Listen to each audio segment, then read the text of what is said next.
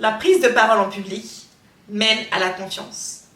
Et la confiance mène à la réussite. Chers amis, je viens de faire une anadiplose, une autre des figures de style. C'est ce qu'on voit dans la vidéo du jour. Comment, pourquoi utiliser l'anadiplose au service de vos messages. On en parle dans la suite. Vous êtes bien sur Prestance et je suis Diko Mariam. Nous parlons sur la chaîne de la prise de parole en public, de l'expression charismatique, du pouvoir des mots au service de vos messages. Si ces éléments vous intéressent, si vous aussi vous voulez être à l'aise dans vos prises de parole, abonnez-vous.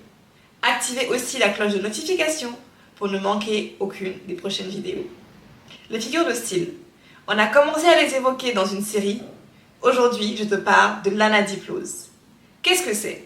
L'anadiplose, c'est la figure de style qui consiste à utiliser le mot qui termine la première portion de la phrase pour commencer la suivante. Ça donne de la fluidité dans votre discours, ça donne une légèreté, une beauté dans la phrase. Vous en connaissez une fameuse, le fameux « Yes we can » de Barack Obama. Quand il dit « Yes we can heal this nation ». « Yes we can build a new America ». Yes we can. Vous voyez? Yes we can. Et il reprend ce week-end pour continuer. C'est ça l'anadiplose. Je termine ma phrase par une expression, un mot, et je commence ma deuxième par le même mot, la même expression. L'anadiplose, elle sonne naturelle.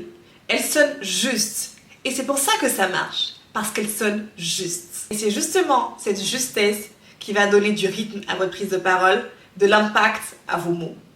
Maintenant, comment mettre l'anadiplose au service de tes messages, au service de tes convictions? Je te propose 3 étapes. Première étape, identifie un mot. Le mot que tu veux mettre en exergue. Le mot sur lequel tu veux mettre l'accent au début. Dans mon exemple, je vais choisir le mot arme. Et vous allez comprendre pourquoi. Deuxième étape, ça va être de trouver l'idée pour relancer ce mot. Donc j'ai choisi le mot arme. Et là, je réfléchis à quelle idée je vais utiliser pour relancer le mot arme dans la deuxième partie. J'ai trouvé mon idée. Troisième et dernière étape, ça va être d'ajuster l'intonation, voire même de l'exagérer un tout petit peu pour que cette fluidité-là tienne. Je vous avais dit, j'ai choisi le mot arme. Arme, A-R-M-E. Et je vais vous donner une variante d'une des fameuses anadiploses qui est connue.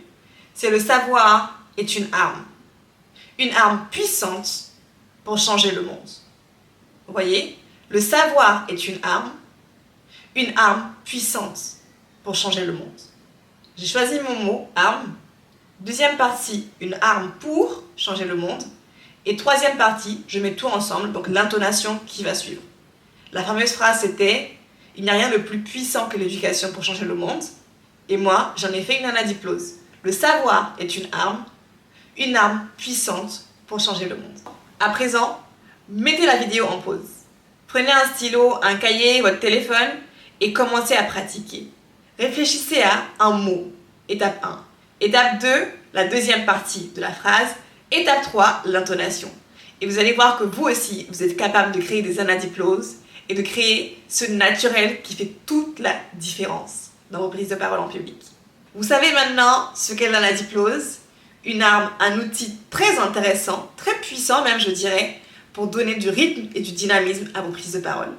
Si vous avez appris des choses dans la vidéo du jour, dites-le moi en commentaire. Exercez-vous dès à présent pour que demain, vous aussi, créez des anadiploses mémorables. À bientôt, chers amis, pour travailler votre éloquence avec prestance.